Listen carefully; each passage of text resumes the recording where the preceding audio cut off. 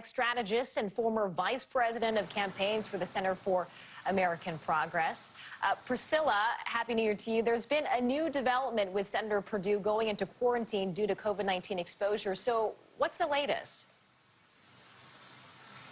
Well, Kathy, Happy New Year. That's right. Senator David Perdue was not on the trail yesterday, and then we got a statement from his campaign yesterday afternoon saying that the senator had been notified on Thursday morning that he had had exposure to someone who had tested positive for COVID-19. And that statement goes on to explain, quote, both Senator Perdue and his wife tested negative today, so Thursday, but following his doctor's recommendations and in accordance with CDC guidelines, they will quarantine. We don't have any further details on when Senator Perdue may have been in contact with this person or how long he will quarantine. But of course, the president will be here rallying on Monday. Senator Perdue was expected to be there with him, but it is unclear now if he will be able to attend that rally or not. Kathy? Priscilla, this comes certainly at such a critical time. What can we expect in these days leading up to Tuesday's election?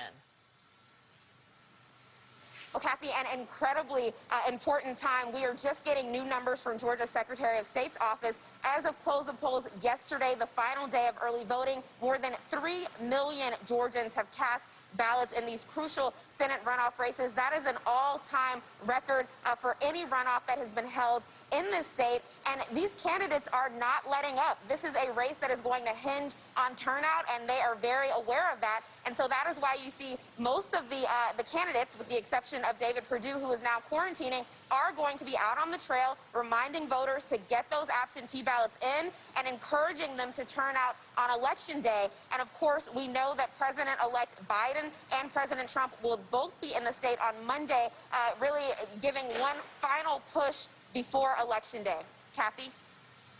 And there's so much at stake. And Emily, we said earlier, there are a lot of political heavy hitters who are being brought in just in the last few days, obviously, because there's so much at stake here. Michelle Obama being one of them, and she was recruited to record a robocall. Take a listen. Hello, Georgia. This is Michelle Obama, reminding you that you have the power to change things in the upcoming Senate runoff election. I'm asking you to vote for Reverend Raphael Warnock. Now, in addition, former President Obama, along with John Legend, appear in an ad for Jon Ossoff. So could the former president and First Lady make an impact here? Will they move more Democrats to the polls? I would be thrilled if I got a call, even a robocall from Michelle Obama.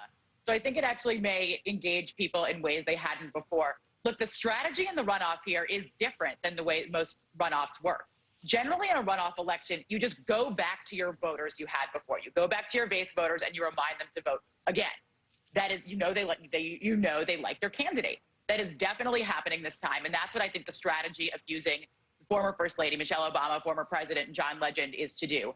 But in this case, we're actually seeing there are new voters. There are new voter registration, which is really interesting and not something that you see in a lot of runoffs. And that's where groups like Stacey Abrams' Fair Fight, New Georgia Project, where a lot of local groups that are involved with nonpartisan voter registration have really been making an impact on the ground. It's like they tee up the new voters, and the campaign and the party can take it out and actually bring them in to vote.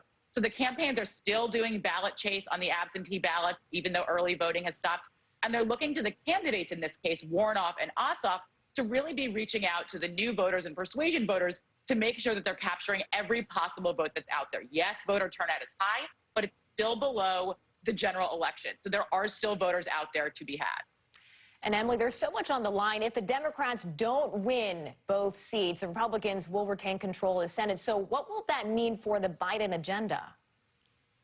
It means everything for the Biden agenda, to be honest. I mean, I think that we even saw what President-elect Biden had been rolling out even up to Election Day in terms of what policies and floating who they may have in the cabinet versus seeing the Senate makeup, knowing the Senate will have to confirm cabinet-level positions, I think has changed a little bit.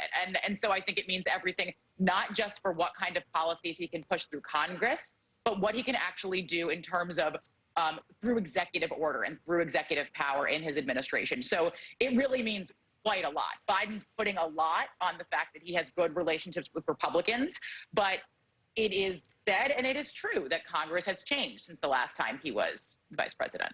And Emily, what's a closing message Democrats want to hear ahead of Tuesday? They want to know that they are being considered and counted, not just at a national level. They are getting barraged with information. I mean, I'm of the mindset there's no such thing as voter fatigue. If you're reminding them, then they're going to vote. But they may have hit that point in Georgia. I think the thing they want to know is that their local issues are being counted and being considered. So that's, I think, what they want to hear. All right, the countdown is on to January 5th. Priscilla Thompson and Emily Tisch Sussman, thank you to you both, and Happy New Year. Happy New Year.